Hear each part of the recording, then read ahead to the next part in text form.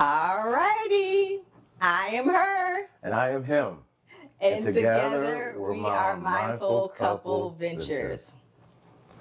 So we are having technical difficulties. Hopefully it is live this time because I just talked for a long time to myself. And I am him. And we weren't live. But it does appear that now we are live and in action. We good to go? Yeah, we're good. All right, we're good to go. So welcome to our channel, Mindful Couple Ventures. Our channel is just about our journey of how love and adventure intersect on a journey of mindful exploration. And so how did we get here? We're a married couple. We have 2 children together. We both work full-time jobs. We're both entrepreneurs. We're homeowners. And we have a lot of different hats that we wear. And like most couples, in wearing a lot of hats and being so busy day to day, sometimes it just feels like you are on autopilot and just kind of doing things, checking the boxes before having to hurry up and pivot and get to the next thing. And we decided that we no longer wanted to live that way. And without cutting out any of our roles and taking off any of those hats that just can't be taken off right now, we just decided, how can we incorporate more mindfulness into not only our tasks that we do day to day, but also with that dedicated time and space that we have for one another and spending time together, whether it is a vacation, whether it's a date night, or whether it's just day-to-day life tasks. How can we approach everything with more intentionality, and in addition to that, incorporating that mindfulness piece? And so something that I was doing just as a rule of thumb is every trip that I take, I go to their spa. I check out the spa at the resort or check out a spa in the city that we are staying in. And now he has decided to join me on that journey and got introduced to spa life. How have you liked it? Oh, it's been good, right? I don't want to go back to the old way of not getting quote unquote pampered or taken care of. It's a good experience, especially getting good massages. I remember we got a massage in Cancun one time, and I was just asleep and snoring, right? Embarrassing. Yes, embarrassing, but not for me, right? I enjoyed myself. I had a great time. So there's nothing to complain about for me, but I do enjoy doing the spa stuff, especially getting the feet together. They were in a season that was rough, but we're no longer there, right? So we're good to go. I don't have to worry about that anymore. She doesn't have to worry about that anymore, and we're good. So I appreciate that. Good stuff, all good stuff. And so a part of that, those are some things to kind of expect on this channel, kind of seeing that journey, seeing some of the things that we've done in the past, but then also being with us in real time to experience those different things with us. And so whether it's a vacation, whether it's a date night, whether it's a conversation that we're having, we wanted to invite you all on that journey with us, which brings us to why we are here today. We're not on vacation, but something to kind of talk about it and invite you all on is a conversation that we're going to have. And so he does not know what we're talking about today, other than it's a book review of some books that I read over the holiday break. But typically if I'm reading something or I'm watching something and vice versa, we'll kind of share with the other person, hey, I kind of read this or whatever, what are your thoughts on that? And then sometimes it just breeds a broader conversation apart from the content itself. And so a part of my own personal mindfulness journey over this holiday break was to read. Reading for me was something that I used to do all of the time, but again, with juggling everything that we're juggling and talking about all of those hats that we wear, that I talked about before, it's hard to find that dedicated time and space to just read something for fun. I read a lot of stuff for the field of work that I'm in. I also read a lot of what is going on in the world with current events. I am a self-proclaimed political junkie, but reading something that has absolutely nothing to do with politics, absolutely nothing to do with my field of study, it's been fun and grounding for me, and kind of took me back to those times where you're just able to get lost in a book and read for fun. So over this past year, throughout 2025, I read for fun. I joined a book club, which was something outside of my comfort zone.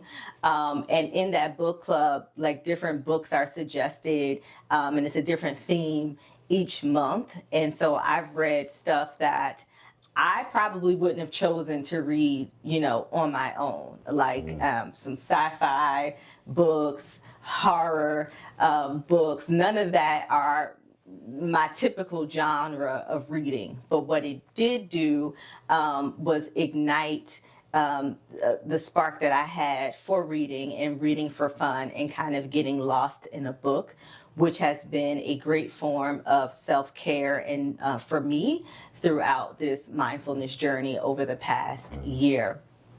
And so the books that I read over the break were books that the book club had read prior to me joining, but I have heard different things about it. I think they read the first book in the series prior to me joining, but I have heard about the Kennedy Ryan Skyland series, not only from members of my book club, but personal friends of mine, people that I work with are all talking about this author, Kennedy Ryan, that writes these sometimes steamy romance novels, which again, not my jam typically.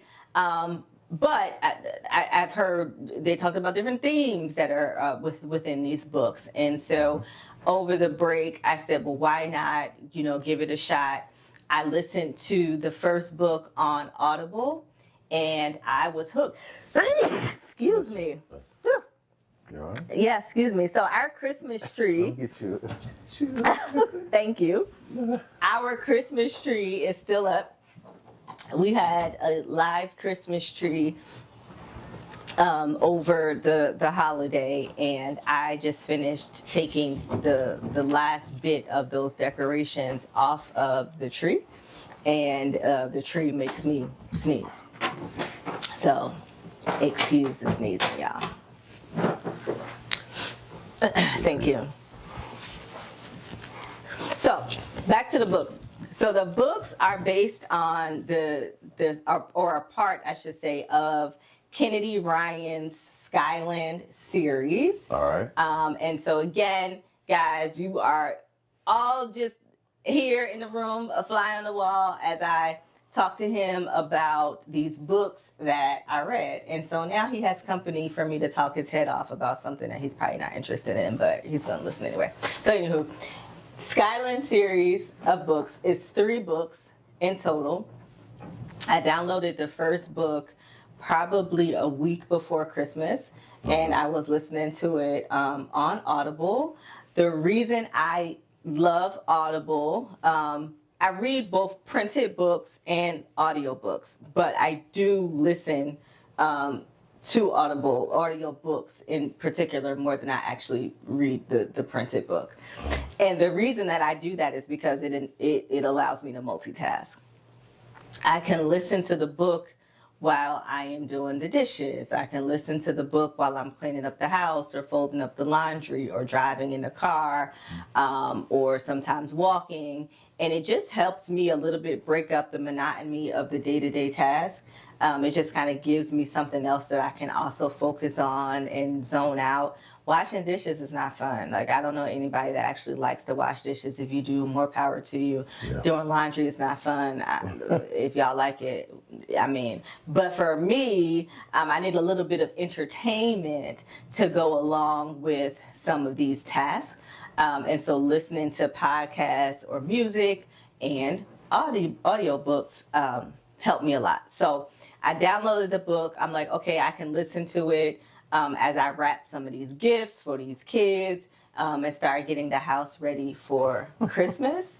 And next thing I know, I was paying for more Audible credits so that I can get the next book in the series. And the next thing I know, I was buying more credits so that I can get the last book in the series, of which I finished probably right after the New Year. So maybe like New Year's Day, I finished that last book. So in about maybe 10 days or so, I listened to all 3 books, which were about, they range from like 8 to 10 hours in listening time. Wow. Per book.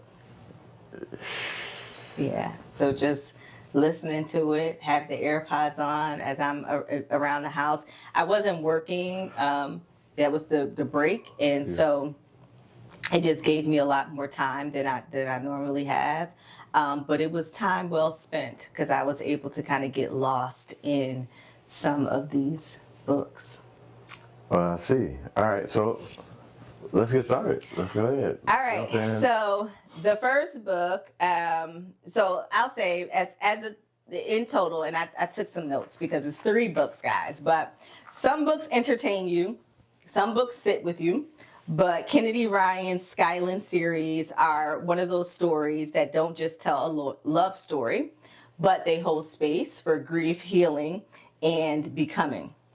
So the overview of the whole series is that this series is set in a small Georgia town, but it's an upscale suburban town. And it follows 3 interconnected characters as they all navigate love, loss, ambition, faith, and self-worth. These 3 characters are 3 women. Yasmin, Hendrix, and Soledad.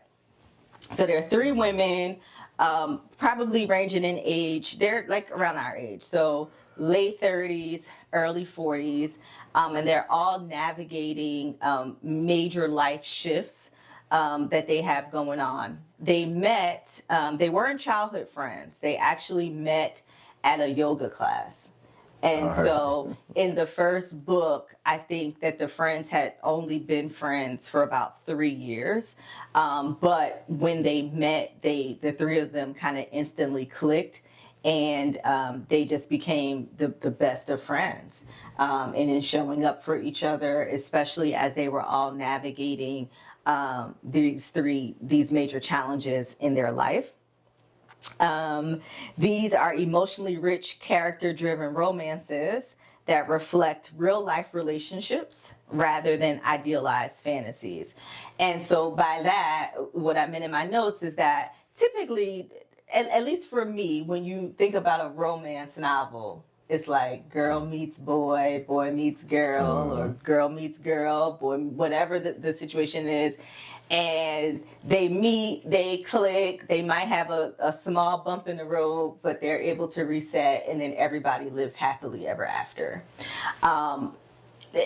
These books weren't like that. And I think that they gave a realistic picture of what marriage kind of looks like, what relationships look like, and kind of the ups and downs of those relationships, the ebbs and flows, and how different things that we're going through, whether personally or even as a couple, how they impact the relationship, so to speak.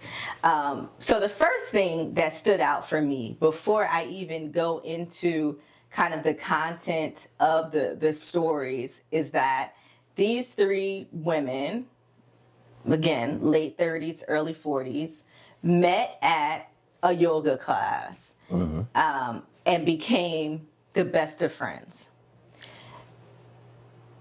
Is that realistic? Do we think? Because typically, by the time we get No, to not at all. yeah, Like, why nah. why don't you think that's realistic? I just don't. Like, you're not gonna go somewhere and meet two close friends. Just maybe one, but not two at the same time. It's kind of difficult. Okay, I agree. I mean, I agree. I don't know. I think that something that I have heard just within different conversations that I have with people is about adult friendships and establishing adult friendships, figuring out time. For me, a personal struggle for me is finding that time and balance between showing up for my friends and then showing up for my family. And showing up for my friends is showing up for friends that I'm already in established friendships with. Yeah. All of my closest friends I've probably known and been in relationship with for over 15 years. I don't think that I have invited space in my life for new connections and new friends. I don't object to them though, and I think that even though I'm not sure if this is realistic, I was inspired to create space for new connections with friends that may be in the same walk of life as me, or like how, I don't know, how dope would that be to meet friends at yoga? I don't know. What are your thoughts? I don't see it as being something realistic. I think it's a neat thing. I mean, meeting a new friend, especially a good friend, someone you can rely on, someone you can trust, someone you can hang out with, you have similarities to. It's always good, especially for me, for somebody who's always who has a wide array of interests.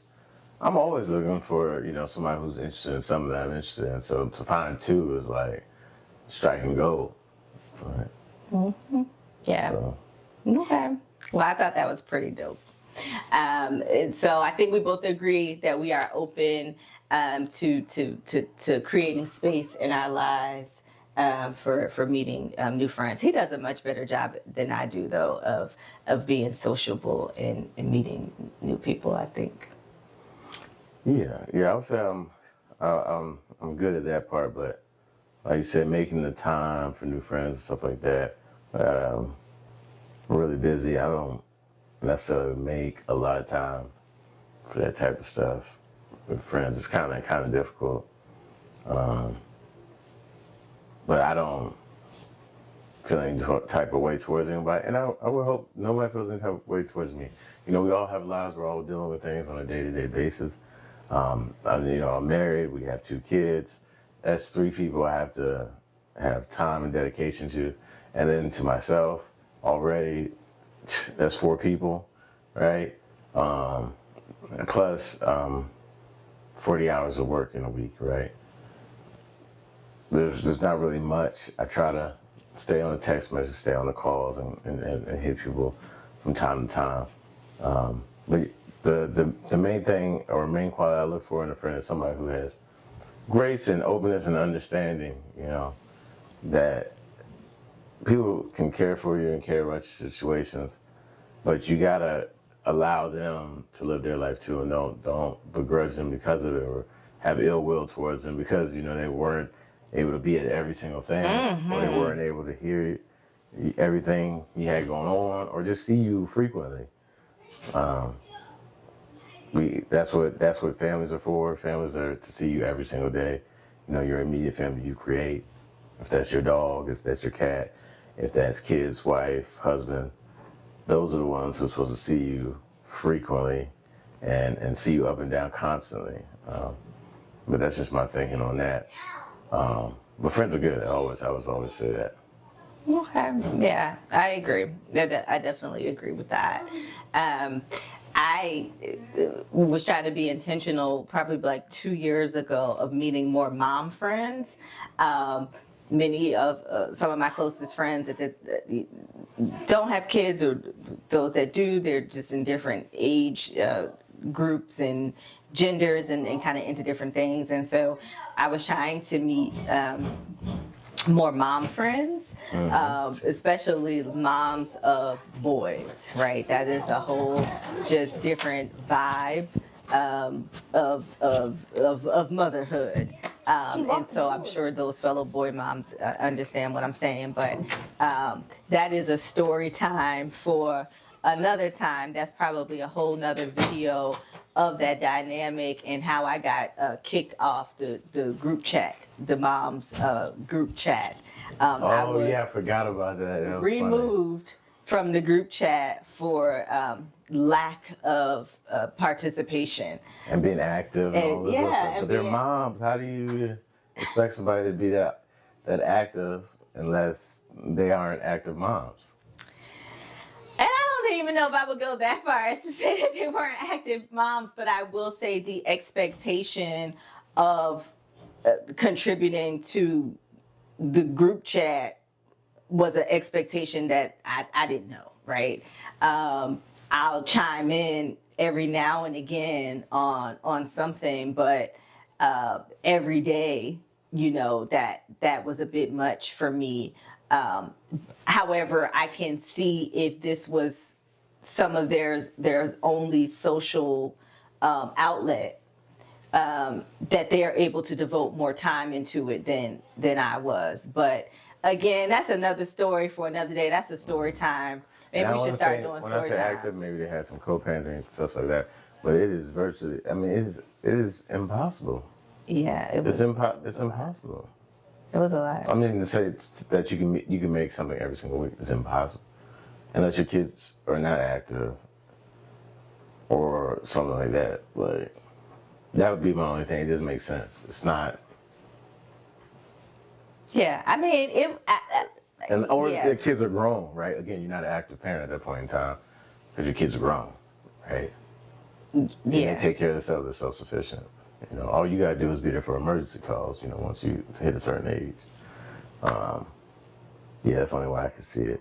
Yeah, I don't know. But again, that's a story time for another time that I'll share with y'all, because that's a good story time. You gotta share that one. That threw me for a loop. But back to the book. So the first book of the series is titled Before I Let Go. And so the main character in that is Yasmin. Yasmin is a part of that friend group that I was talking about, the 3 women that met at the yoga class. So Yasmin and her ex-husband Josiah. It'll make sense in a minute of why I gave him all those different titles.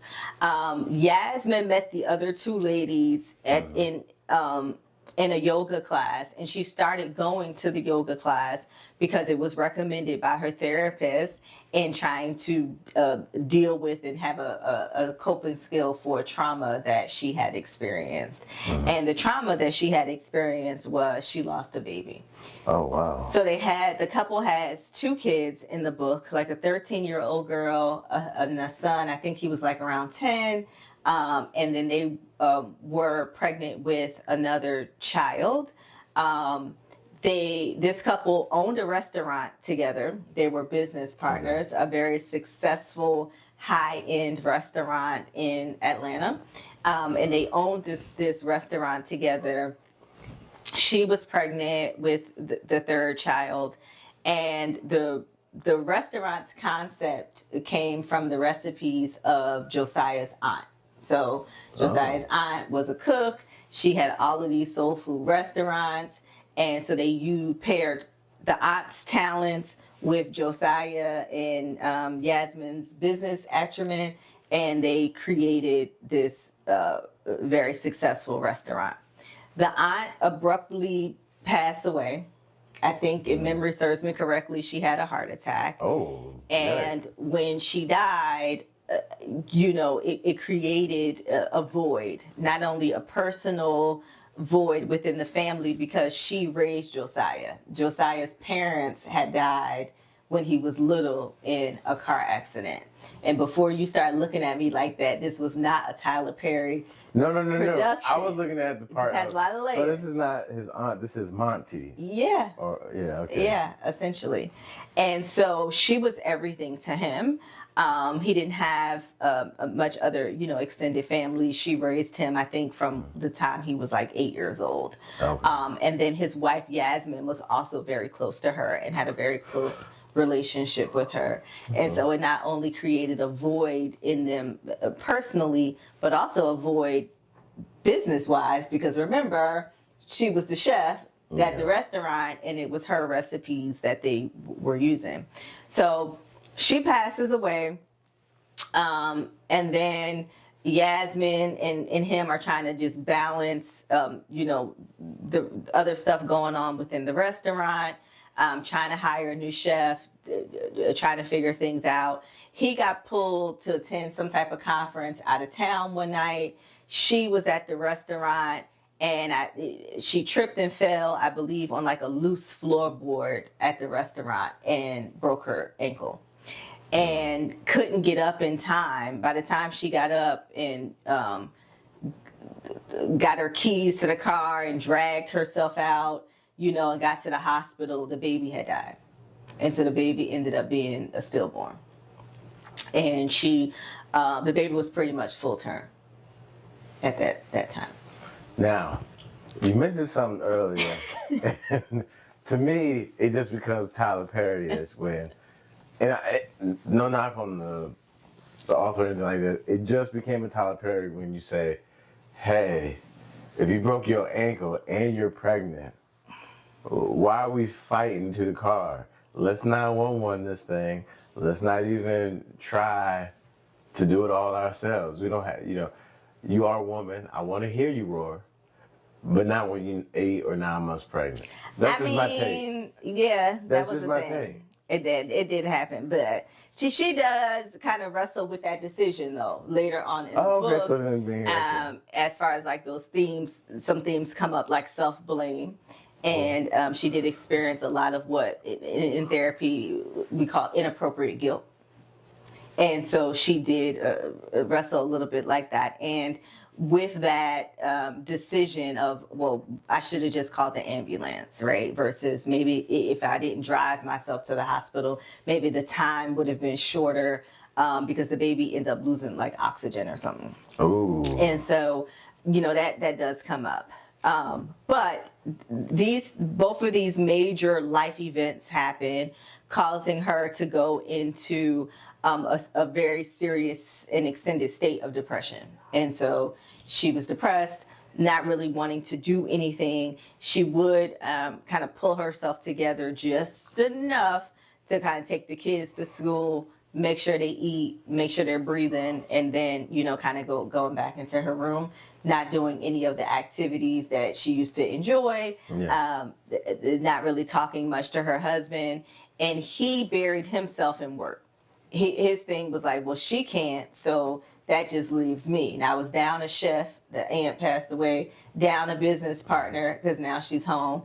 And so the agreement that they had kind of made was that he'll focus primarily on the restaurant and she'll focus primarily on the home front. Okay. But neither of them were fulfilled within those roles. Like she, again, was buried in depression. A lot of avoidance was going on and a lot of things that she was experiencing. And then for him, he was also avoiding, right? Even though he's burying himself in work, he's still not dealing with the emotions of losing a child and losing his mother-aunt figure in his life. They end up having a really bad, some series of bad arguments about how each other is showing up. He felt that she was too depressed and she felt that he wasn't depressed enough, right? You haven't shed any tears. You haven't expressed any emotion. He refused to go to therapy. She did her therapy, but she went through that therapy journey alone. And so they were not aligned and mindful within kind of navigating these very traumatic things that happened in their relationship. He felt that she should not necessarily get over it, but needs to hurry up and kind of move past it because they still have two other kids, they have a business, and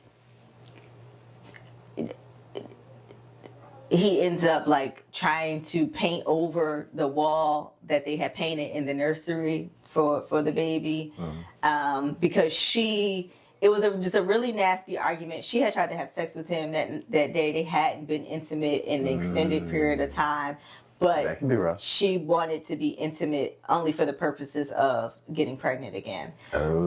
And the doctors had explained to her it would be fatal if she got pregnant again. So he didn't want to, for that reason, until they had some birth control mechanisms in place. And that just caused like a bigger argument. And then he threw the paint on the wall, and she ends up asking for a divorce in that argument. So she asked for a divorce. He leaves the house. She kept the house. And that was like their dream house. That was a house that they built together. But he ends up getting another smaller place in the same neighborhood, though, so that he can be closer to the kids. And then the book kind of talks about that dynamic of what does that look like post-divorce, right? Yeah. We're divorced, but we're also business partners. We still Yeah. run a business together, and we're business partners not only for the restaurant, but then also in life because they share two kids together. And so navigating those co-parenting dynamics, navigating still being business partners, but no longer romantic and no longer married. Whereas they talked about in the book that they always work really well together anyway.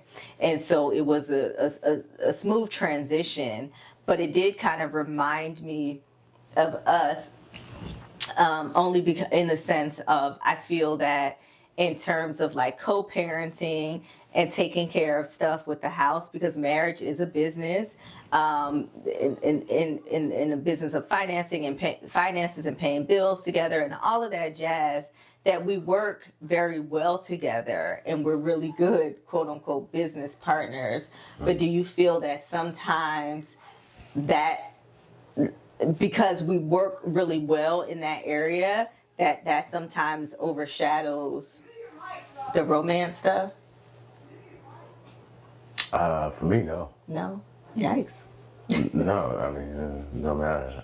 But in that aspect, I'm like ready to go. You know what I mean? Or I'm ready to hang out, or even like what we did last night with the painting by numbers. Look forward to that one. We're going to show you some stuff about that. But with us painting by numbers, I think I'm always down and willing to go. I don't have a problem with switching gears, so to speak. But I can see how, for other people, that could be difficult. It's not an easy thing. Like I said, I have that fits my personality more, right? I have a lot of different interests and a lot of things I like to do, right? The romance thing, switching from business to romance, in an instance, is the same thing for me, right? But I can see how for other people, that could be difficult. Like, it just don't work like that. Like, if your mind is on this business thing or life isn't going well financially, I can see how it's hard to get into that romantic space. Whereas my thinking is, so the finance and business stuff is like, so Yeah, I that's mean, not the life. Can we eat? That's it. But people don't think that simple. yeah, I don't know. Maybe I used the wrong choice of words when I said like romance, but I meant more so in terms of when there's an area of your life that's working, right? This is what works. This is what I do well. People tend to lean into what's already going well and not lean into what's not going so well because there's work involved in that. Does that make sense? Out of fear. So for instance, this couple is dealing with grief, right? Yeah. The loss of a child, a very painful thing that they have to experience and kind of go through and process. And then and so in communication, right? And in communicating how we grieve and what that looks like. And so for them, well, we're business partners and we're really good business partners and we're really good co-parents. That works well for us. We're going to divorce. It's a seamless transition to go into the parts that work for us, but we're not going to do the hard thing to fix what's broken, like communication and figuring out how to navigate grief of not only a parent figure, but a child. Just a thought. No, I mean, in that situation, yeah, it can be difficult. I acknowledge that. But it's something that's kind of on the extreme side. But I think you can make it manage with that type of stuff. Right? That's just always my thoughts. I hear a lot of conversations, a little difficult and hard, and it's not. I've been in places where things are difficult and hard, right? Usually, things are difficult and hard because you don't want to be there and you're ignoring it, or you don't want to touch on something, right? And that can do that with a miscarriage. That can bring that in,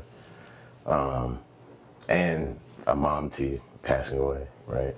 These are two extreme things. That's why I say it's kind of, that's where you start to get into Tyler Perry type of space, because life generally doesn't happen like that. People are saying that it's hard, their business is thriving, and then, you know, we come home and there's no romance. Well, there's a reason why, and it's not that hard. It's like something else there that people don't speak on and touch on.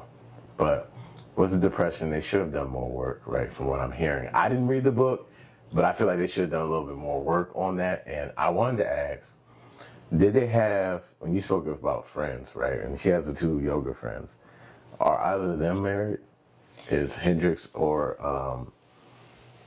Soledad. Soledad, there you go. I would have got it. Good for you. Yasmin and Soledad Hendrix. Boom. Are either of them married? So Soledad is married. Hendrix was not married, but also Yasmin met them post-divorce. Ah, okay. So then that makes sense then, okay. That's a little different. Because I was going to ask, like, so oftentimes when you get, like, single friends, and then you have people who are married, and then you have people who are really married, is what I like to say, right? So that's my three, right? You got single people, you got people who are married, and then you have people who are really What's the married. difference between married and really married? So people who are married, they might have walked down the aisle, they might have went to the Justice of the Peace, whatever you want to call it, they got their marriage certificate, right? However, they're not fully invested in the person that they're with. They never have been, they never will be, and then they have complaints about marriage, right? They also don't believe in any type of religious setting. So you're getting married, but marriage is defined by a religious setting, right? That's that aspect. Then you have the people that are really married, who dive into marriage by marrying the person they actually want to be married to, right? That's where it starts, right? Nobody on the fence. It's not, hey, this person is the one I really like, but this is the person I need, right? You don't have any conversation of that, you know, this is it, right? Like the Michael Jackson tour that he had. This is it, right? I got my finger on this one, right? This is mine. I don't want this person to go, right? And I'm gonna do right by them, right? That's really being married. And if you do that, those parts of marriage is easy, right? Now, life happening is hard, but marriage is easy, right? So life happening, like, for instance, we just lost 3 vehicles in 3 months. Impossible, right? You would think. Story time for another. But that is hard, right? Family members getting sick unexpectedly. That is hard. But marriage is easy, and you go into the person you're with, you're passionate about it, and now it takes both sides to be that, right? But that's what makes it easy. A lot of people don't talk about that part. You hear all this negative stuff. I'm like, well, I've been married 13 years. Never, not once. No, no, and I'm not a perfect person. No, and I date, no, and all these other things, right? You can go into, right? I have all these different experiences and better experiences than other people, and I'm like, and worse, and I'm like, what? Are you guys just in an echo chamber? But I digress. We gotta get back to the book. But I'm telling you here, stay with us, stick with us, right? You got single people, married people, and people who are really married. And I ask that because if you get around people who are really married, they'll talk to you and tell you and let you know that, hey, and this is what I always tell other men when they talk to me. I'm like, once you're married, you know what the bottom is. The worse it gets is the worse it can get, right? You already know that, right? So if you can manage that and it's okay, then you're fine, right? It's only up from there, right? There's nothing worse than that. You know everybody's down points. You know what you don't like about certain things, right? Or each other, right? You have your pet peeves. It's not a big deal. But they would have been able to provide support to both of them, to Yasmin and Josiah, right? I agree. They would have came to their support I agree. and helped them out. I agree. I agree with you, and that definitely came about as a part of the series. That by the time the series wraps, like all three couples kind of show up as a community Definitely. for one another. But I think that at the time they lacked community. Community. Right. Ah, yeah, that's a good. That's a big And so I think that also was a loss that they didn't even know, or void, I can say, that they didn't even know was missing, right, in their life. So that happens, they get divorced, and then the book kind of talks about how they navigate, again, co-parenting in the business, which comes easy for them, but one of the roadblocks and challenges were dating, right? Josiah begins dating the new head chef of the restaurant that he hires. And then Yasmin begins dating like a local politician. Josiah and the person that he was dating, that connection was a lot more serious than Yasmin's connection.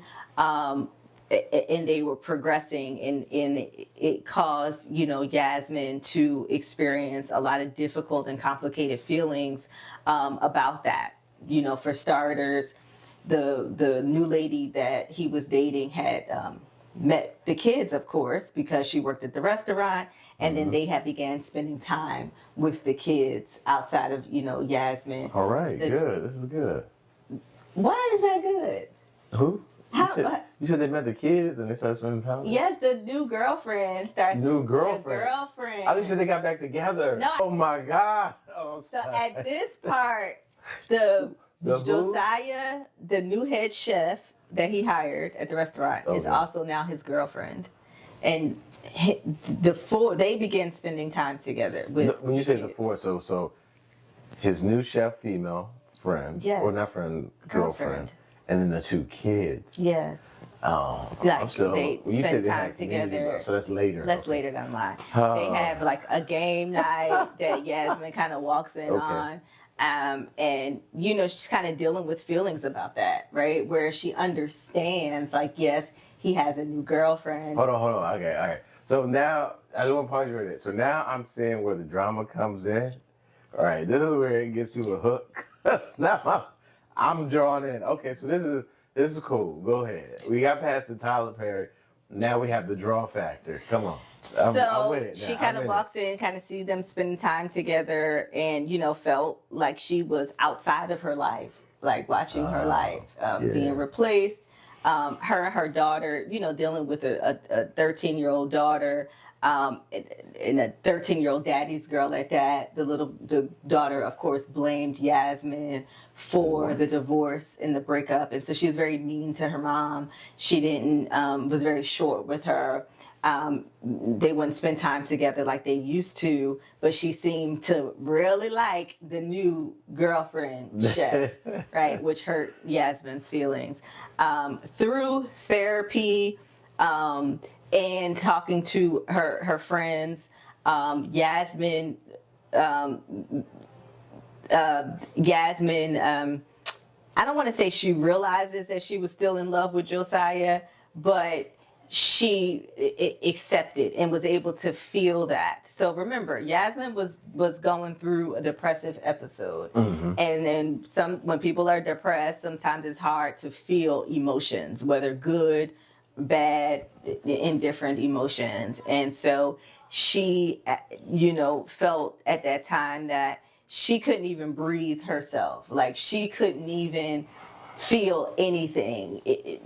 She was so devastated by the loss of that baby and the chance of having more kids that I think she is quoted in the book is that if I couldn't show up for me, how can I show up as a wife? How can I be there for anyone? And again, as a form of just self-preservation, she asked for the divorce. But the love that she had for her ex-husband had never left. And she didn't even really want to pursue anything with the new guy that she was seeing because she knew that she still had these very deep and complicated feelings for Josiah. Josiah felt the same way. He tried to hide it, act like he don't. What was disguised as anger was hurt and sadness. Josiah, so the son ends up going through some complicated emotions at school. Therapy was recommended by like a school counselor or something. They decided to take him to therapy. Yasmin was a big proponent on therapy, but Josiah was not.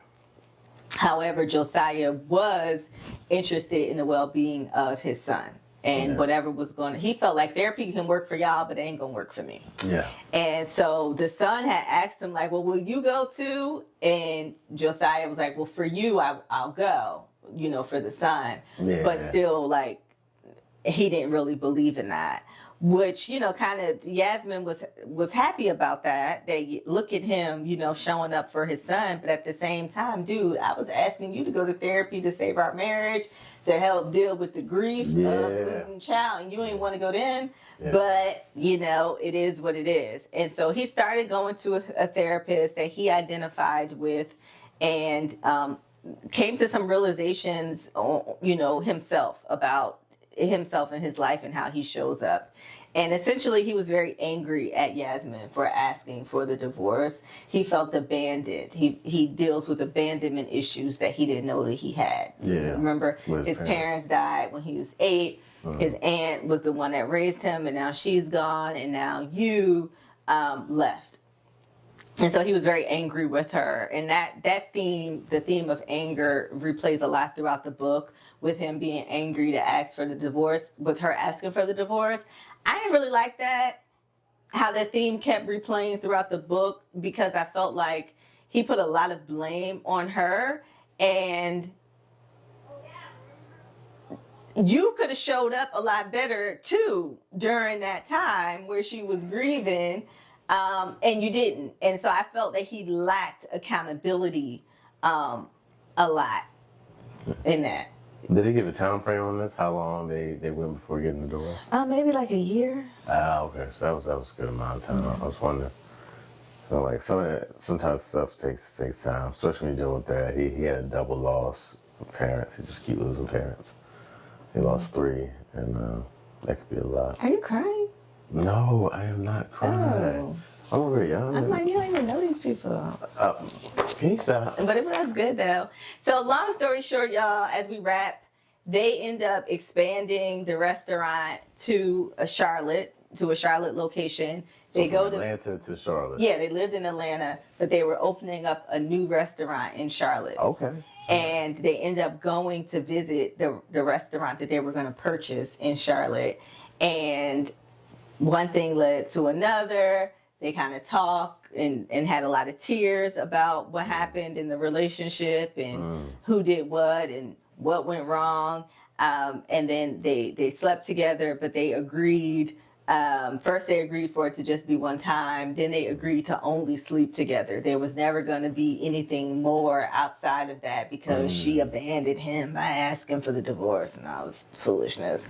But they end up working through it. He goes, to therapy a couple of more times. She continues her own therapy journey. They also talked about medication because she got on antidepressants too, and I just felt that they did a good job of kind of normalizing antidepressants and not demonizing that. And some people need it.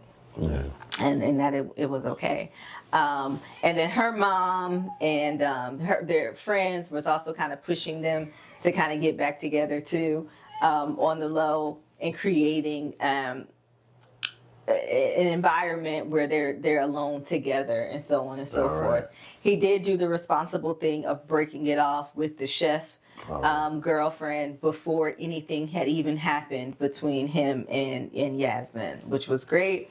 And then they end up getting back together and they all live happily ever after.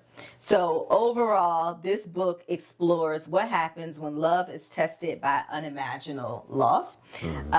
It shows how grief can fracture relationships, but then also how honesty, patience, and growth can create space for healing, even if the outcome isn't guaranteed. And I think that what stood out for me was that they both had their own individual healing journeys that they had to go on, but then they also had a healing journey that they had to go on together to be able to get to the other side. So let me ask you this. On a scale of 1 to 10, what would you rate it? Maybe an 8. All right, that's pretty good. That's a good. good score. So there you have it. She rated this series an 8. No, I rated the first book in the series. The 8. first book an 8. I'm sorry. There we go. The first book an 8. So if you guys are looking for something to read, this is a great opportunity to find this book here and read it. The first one in the series of 3 books. Now this is her recommendation. It's an 8 out of 10. So that's what, 8? Only 2 fingers left on that one, and she said you got 80% of them, okay? It was a good book. So that was Before I Let Go by Kennedy Ryan. And so now transitioning to the second book in the series. So the second book in the series is called This Could Be Us. And this book focuses on, remember it's a trio, Yasmin, Soledad, and Hendrix. This book is Soledad's journey. And so it talks about, it's her journey. And so Soledad is married. I believe she has 3 daughters. And her daughter and Yasmin's daughter are friends. Her husband was briefly mentioned, Soledad's husband, is briefly mentioned in the first book. And by briefly, it's kind of like he's never home type thing.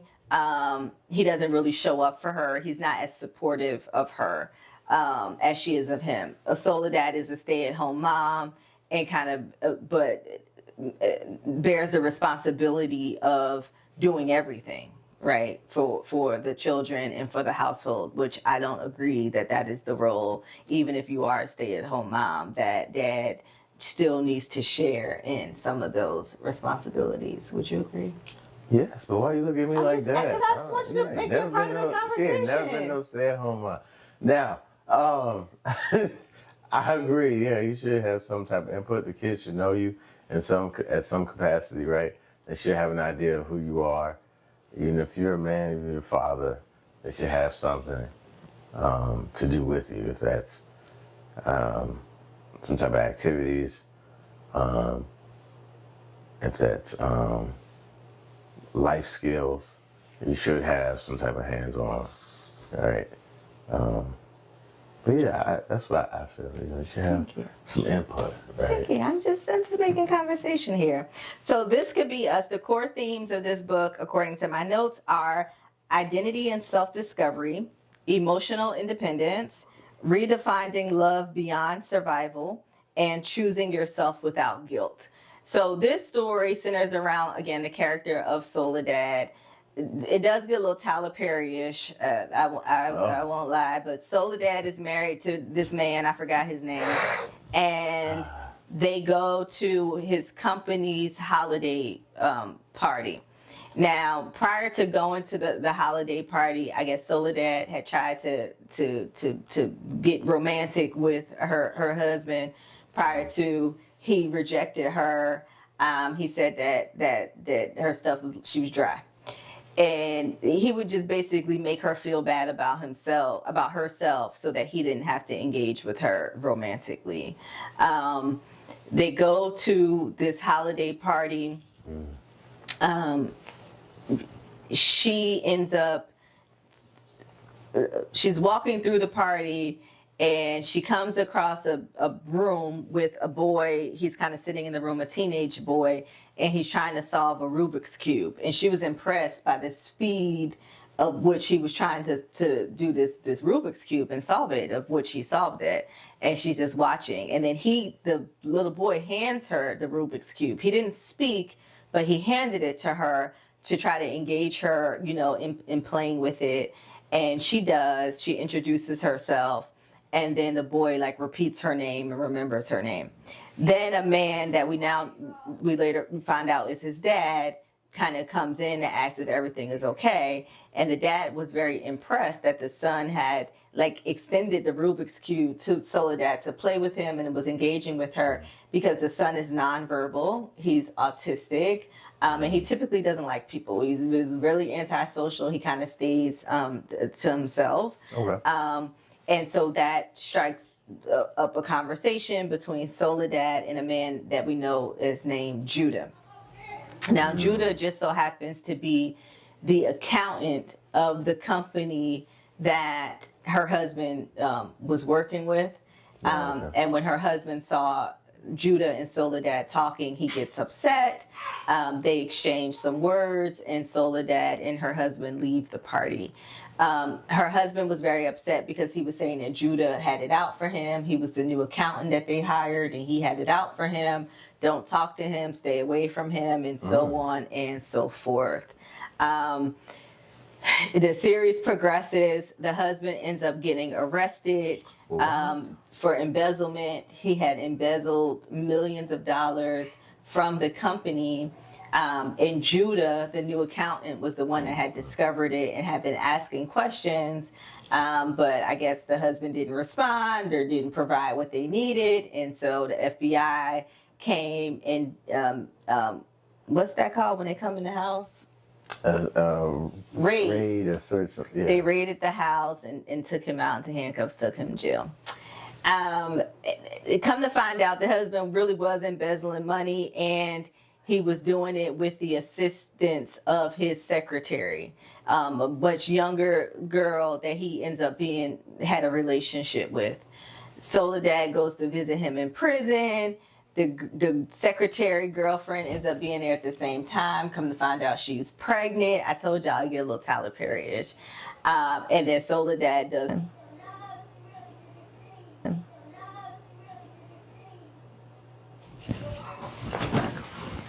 It's bad. Yeah. I think it's bad. So the trio kind of show up for her a lot during this time. The character, so Yasmin kind of comes in and out with like helping out with doing stuff. But the person that I felt that showed up, or at least that they highlighted that showed up the most for her, was the character Hendrix, which the third book is based upon. And so Hendrix like literally paid her mortgage, in the back pay of her mortgage, which I thought was just really, really beautiful.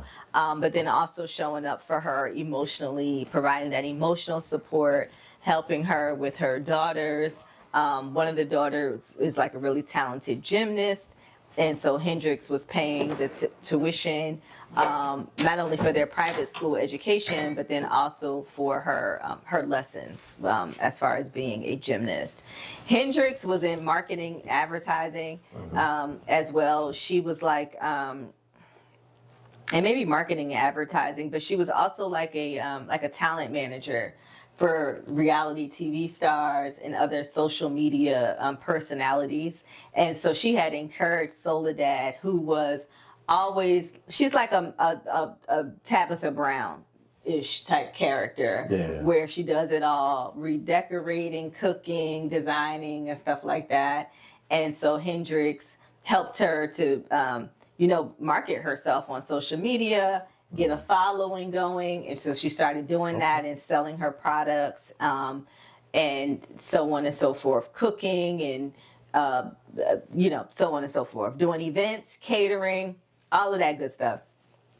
And so she does that, and she kind of does that on her own, and she's able to stay in her house. She's able to pay her own mortgage, and she just really creates a financial lane, for herself. Also, what was going on with her was that she and her sisters were selling her late mother's house, who had passed away. And so just kind of navigating and kind of dealing with the grief of her mom, even though her mom had passed away years prior, but now with cleaning out her mother's home, and reading some of her mother's past journals, she was able to kind of see her mother not only as her mother, but also a woman who experienced feelings and emotions and loss and love and all of that stuff. And then learning more about her mother's journey helped her to learn more about herself and what she wanted. The book talks about her and Judah seeing each other, crossing paths in certain things throughout the book, and they eventually become a couple. So fast forward, they become a couple, they get together, and Judah is co-parenting two autistic teenage boys with his ex-wife. They're really good co-parents. They have a great co-parenting dynamic. The ex-wife has since remarried, and the three of them all work well together with taking care of the boys who are nonverbal. And they talked about their challenges that they had with raising autistic sons, and how historically they just stayed in the house all the time. Like, they didn't take them to restaurants. They didn't go out because they were embarrassed, because the boys would get overstimulated and would have outbursts and cry and tantrum and throw things. And they had been kicked out of restaurants and kicked out of social settings, and the embarrassment and the stigma that came along with that, which was just unfair, to them. But the book definitely does talk about how now that the boys are older, they they deserve to be here just like any other kid. We're going to go. But they also talked about how society as a whole is more tolerant and sensitive to people, special needs, people with different needs. And so I even noticed that when we took our kids to Disney a couple of months prior, where they have sensory rooms now set up and different lines that you can request, or you can request to use the noise blocker headphones or get them, and just different things to kind of help support them, which I think is great. It's really good. Yes. And it's like, it sounds like, and I didn't know this. I didn't know this at home. I did not know this. But it seems like the series follows a little bit of this. This is not the main part of it, but what I spoke to earlier as far as people being single, married, and really married. All right. So this is good. This is really good. Okay. This is good. But I also like the aspect that they talked about, not shrinking your life because your kids may have some setbacks, right? Or they're not quote unquote normal or a typical child. You shouldn't hold as your life for those things, right? You should still live. Or you're gonna be miserable, right? But I'm glad that it shows that and it makes the characters human. Yes. Yeah, right. It humanizes them and not demonizes them, right? So that's good that they brought that in there. Yeah.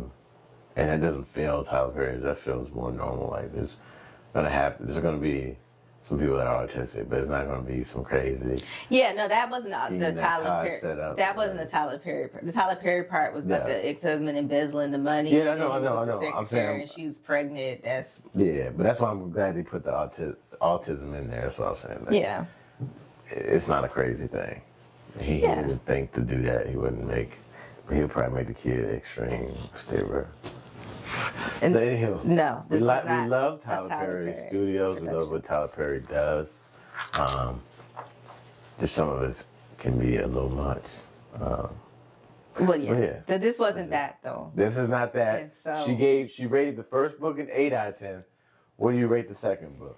I didn't finish it yet. So I mean, I Oh. finished it, but let me like finish talking about it. Oh, okay, yeah, So, go ahead, put it in. Soledad and Judah, they get together and they merge their families together, and so it does talk about, some challenges with family dynamics, the merging of families together. But it talked about Soledad developing a relationship with the boys. And it talked about some of the challenges that Judah and his ex-wife went through.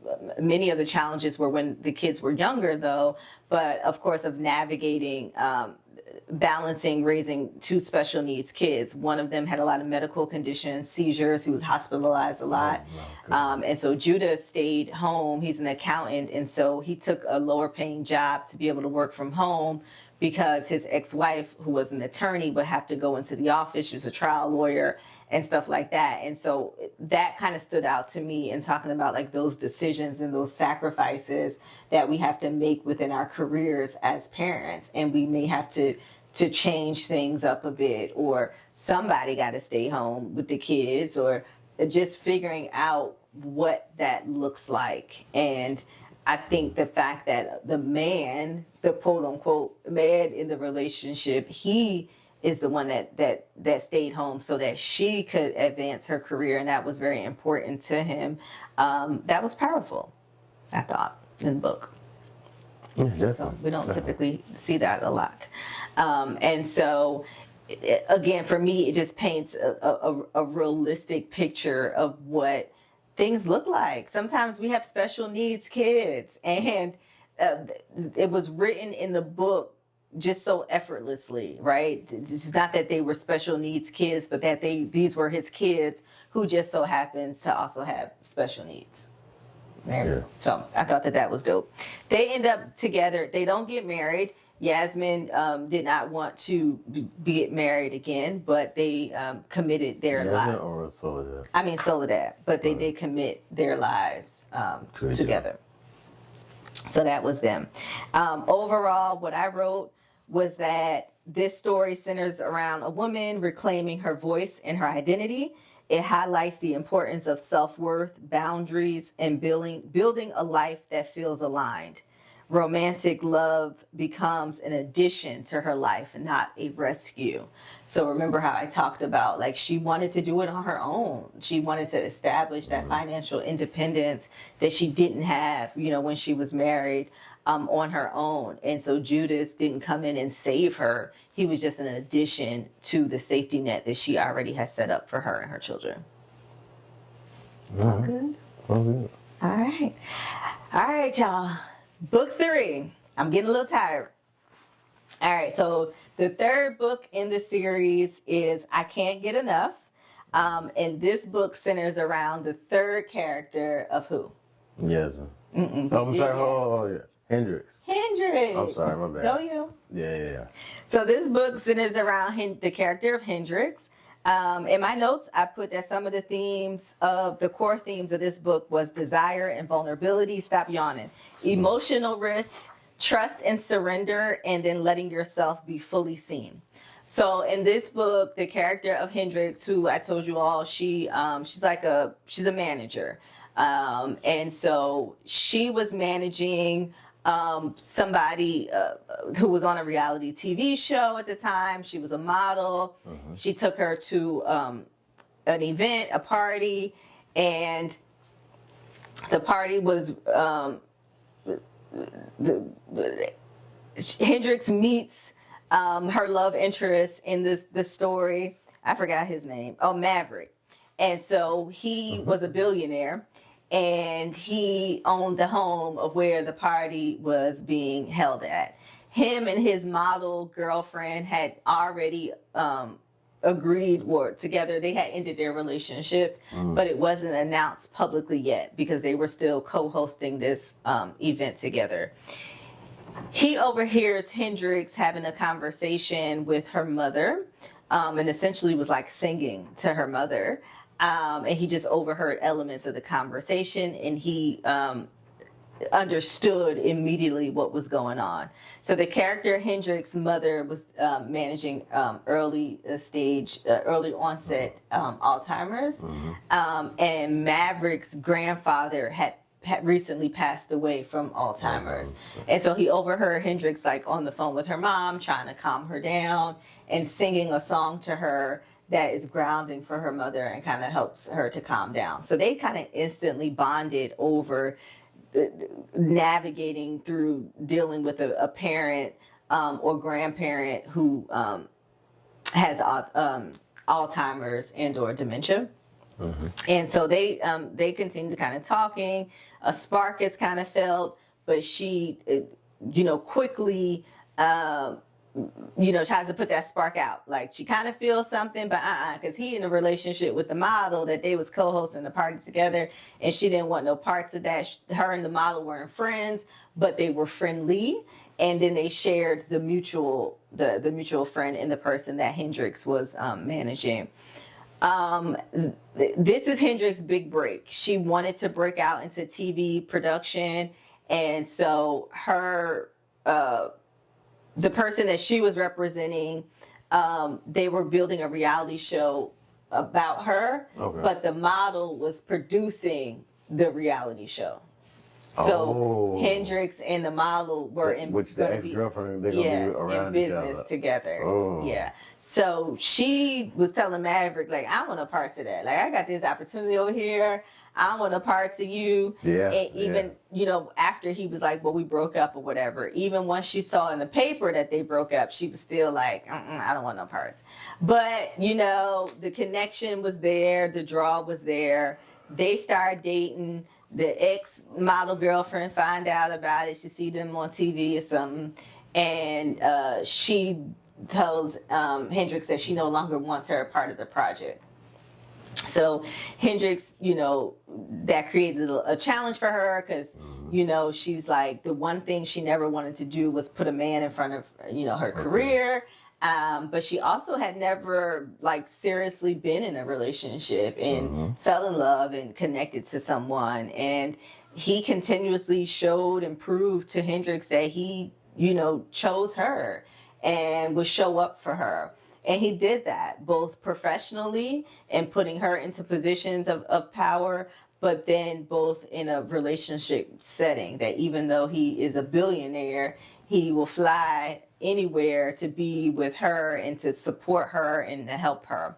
The main theme of the story, apart from their romance, which I thought was beautifully written, and it's a great love story, but what stood out the most to me was her journey in with her mom, and her mom having Alzheimer's. Her mom lived in a different city.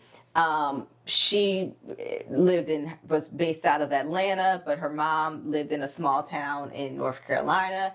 And so her kind of flying back and forth to be there for her mother. Her dad had passed away already. She's an only child. And so her aunt moved in to help her mother. Her aunt's sister, it would have been her mother's sister, who was older, and so kind of reminds me a lot of my grandmother and my great aunt, my grandmother's sister, who both of them have lost their husband, and they look out for each other and take care of each other, but they both in their mid-80s. And so it's like, y'all need help too. But try telling them that. But that's another video. And so the sister was there to take care of the mother, which, she showed up for her a lot and was great. But Hendrix always knew that it's going to come to a point where I'm going to have to step in. And that point did come about in the book. And the mom's, illness did progress.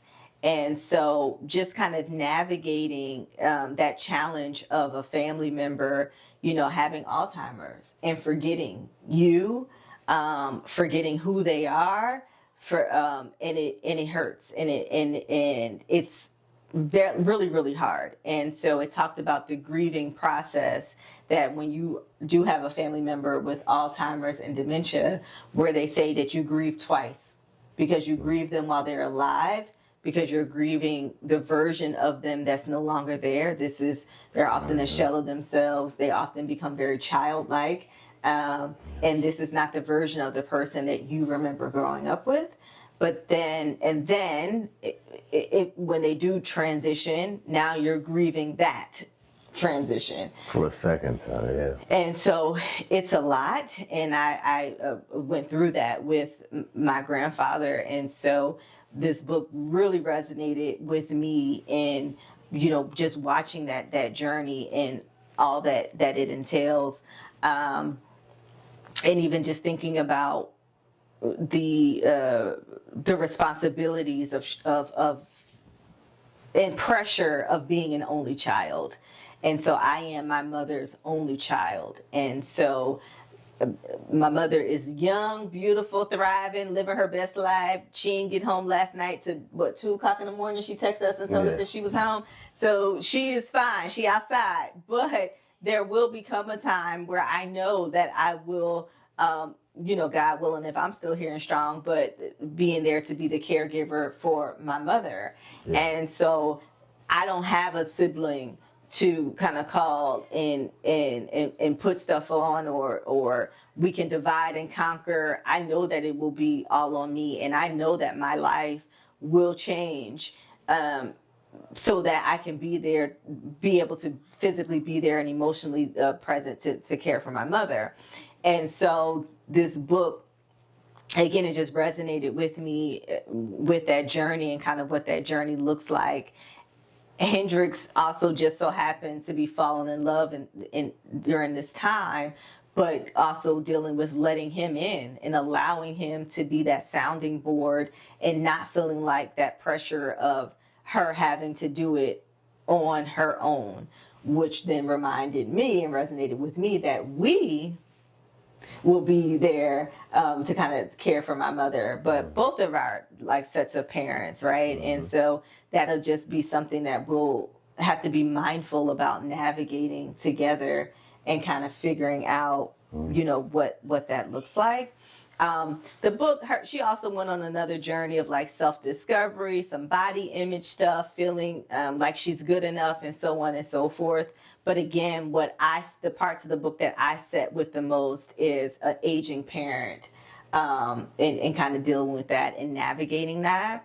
And so I just wrote in my notes for this book that this book focuses on the courage it takes to love openly and explores intimacy, not just as a physical connection, but also as emotional exposure. Remember, they connected over dealing with aging parents and loss. And the bravery required to choose love even when fear is present. And so, again, another really good read. That was the third part of the series. And again, these are romance novels, right? They're romance novels. Stop yawning over there. But they contained some themes that at this age we have either experienced or will experience, yes, right? Yeah. And so those themes of, if you have kids, dealing with challenging kids with attitudes, them preteens, I got one living in my house, attitudes, right?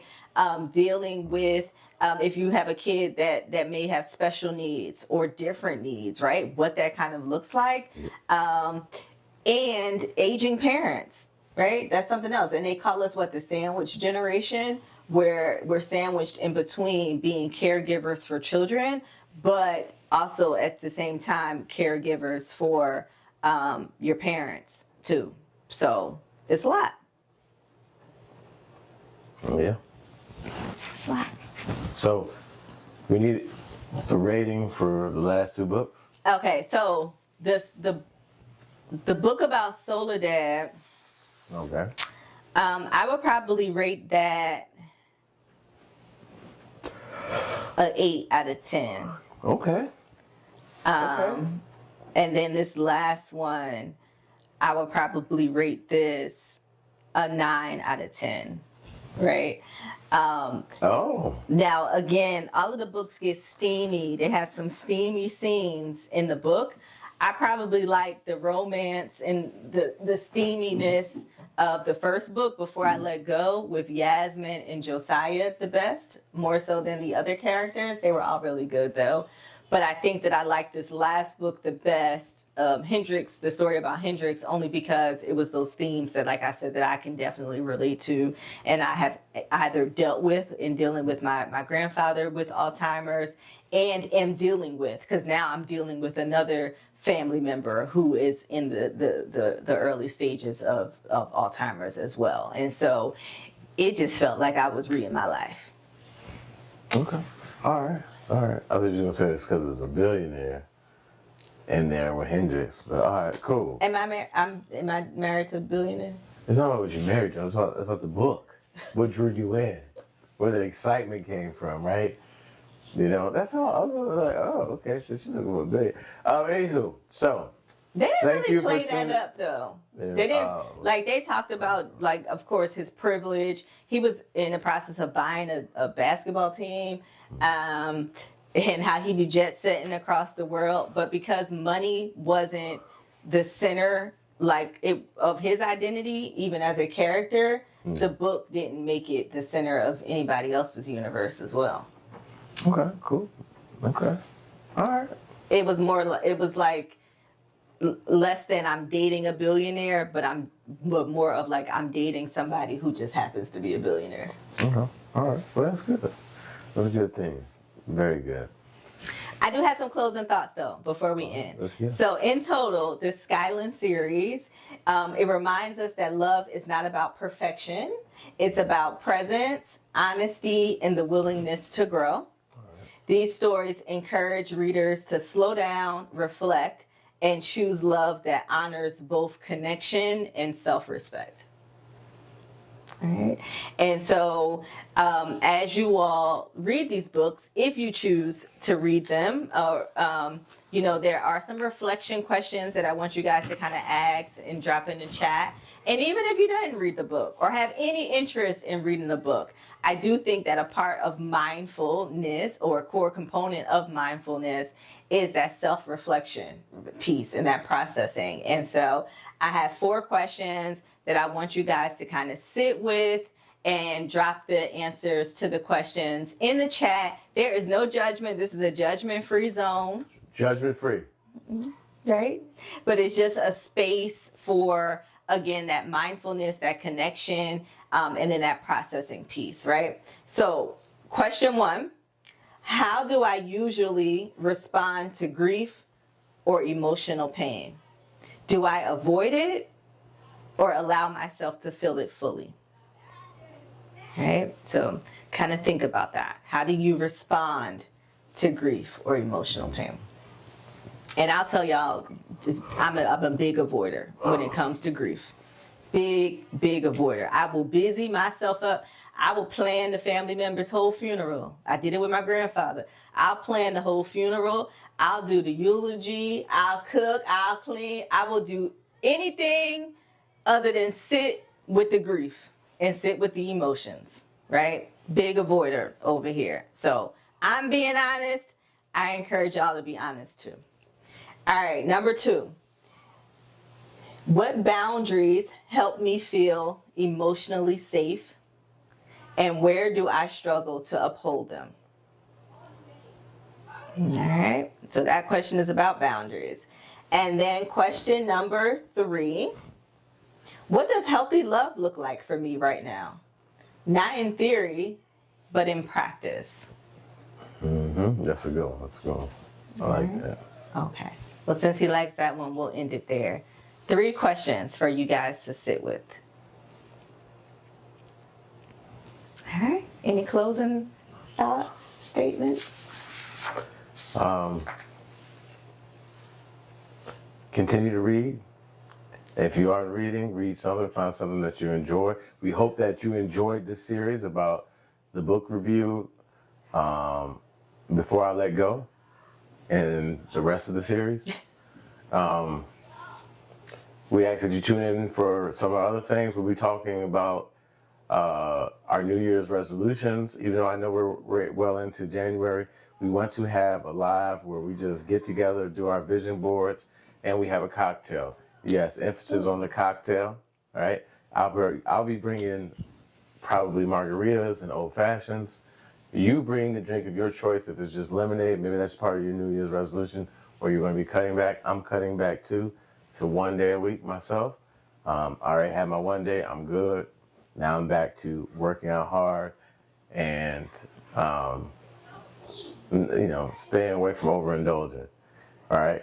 So our channel, we're trying to take it from 1,000 subscribers to at least 10,000 this year.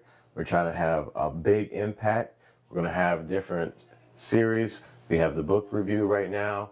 We're also going to be talking about traveling as an individual, traveling as a couple, males, male topics, male-centered topics, female-centered topics. She will be covering those too for your travel essentials that you may not think of. I already did the video for the men. That was We're good. going to come out with the one for the women, right? And just traveling as a family as well. If you have young kids, which you should be prepared for, some things that people didn't know. Like I remember I didn't know that you just bring your stroller. I'm like, oh wow. But with that, on that note, we're gonna go ahead and end it here. Our kids have been unsupervised for too long now, right? All right, we'll see you in the next one. Bye, y'all.